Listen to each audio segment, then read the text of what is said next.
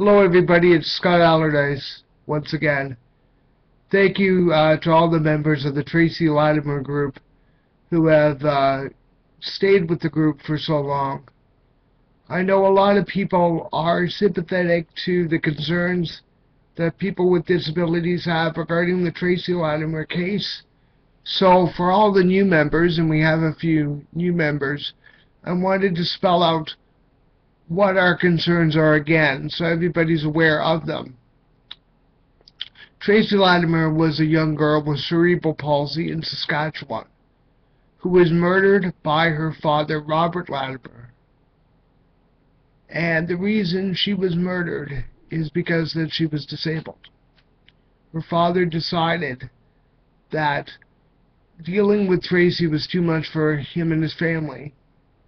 His argument would be that he wanted to end her suffering. And so he decided on his own to end her life because he couldn't cope with the reality of her disability. The problem that I have with the case is not so much that Robert Latimer came to this conclusion. I have a problem with the fact that he lied to the police. When the police arrived on his farm when he reported the death of Tracy, he told the police that Tracy had died in her sleep, when in fact what he did was he put her in the back of a pickup truck, put the pickup truck in the barn, shut all the barn doors and windows, and turned on the ignition. And Tracy died of monoxide poisoning. Basically, she went to sleep and never woke up. The second problem that I have with Robert Latimer in his defense is that he admitted during the trial that he had planned Tracy's murder for a couple of weeks. I'm no lawyer, but I know the criminal code well enough to know that first-degree murder is defined when you plan and execute a murder. This was a planned and executed murder. Robert Latimer was sentenced to second-degree murder. Now, the difference between first-degree murder and second-degree murder is that if you plan and carry out a murder, it's first-degree. If you kill somebody in a fight or in a fit of rage or just because of circumstances, that's second-degree. In other words, if you don't think about it beforehand, it's considered second-degree murder. Robert Latimer committed first-degree murder, and he was sentenced to second-degree murder. And then he was let out of jail because people felt sorry for him, because he convinced the media that he was some sort of hero. What worries me is that this is becoming all too common in our society. There have been many cases after the Robert Latimer case where caregivers and parents have murdered their disabled children or the children under their care because they can no longer cope with their disabilities. I have a disability. I have several disabilities, actually. I have cerebral palsy like Tracy, just not to the degree that Tracy had. And I also am a cancer survivor, and I have very bad arthritis, and also a very bad deformed foot, which I'm somewhat embarrassed to talk about because I think it's the ugliest thing on the face of the planet. Every day I'm in pain. Every day I struggle. Every day I pray to God that He will take my pain away. And every day I wake up and the pain is still there. And I go to work and I provide for my family and I try to make a difference in the world.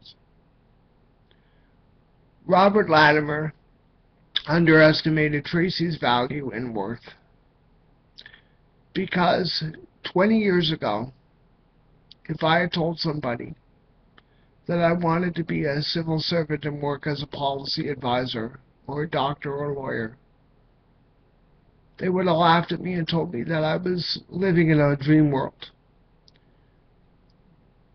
But that's exactly what I do for a living. I help write legislation, I help set policy, I make recommendations to government. Because of the accommodations that I am provided, I'm able to make a contribution. Yes, Tracy's disability was severe. I would never argue that it was anything but severe. But what I would argue is that her value was greater than her parents gave her credit for. And maybe in a few years, with the advent of technology, she could have made a substantial contribution to Canadian society. When we kill the disabled, we are killing ourselves. When we devalue the disabled, we are devaluing ourselves as a nation. I get awful frustrated when I see people with disabilities being made fun of, or people with disabilities not succeeding because other people have determined in their own narrow view that people with disabilities cannot succeed, cannot be valued. For all the advancements that we've made in the disabled community, we have fallen far short of those achievements that I think we should be at. Let us pledge in this group to work towards the understanding that everybody shares about people with disabilities, and that is their value and their commitment to be a part of our society. Let us cherish this. Let us reach out to everyone in our community and let them know that we are here. We want to be a part of the community. We do not wish to be segregated or separated, but we want to make a meaningful difference.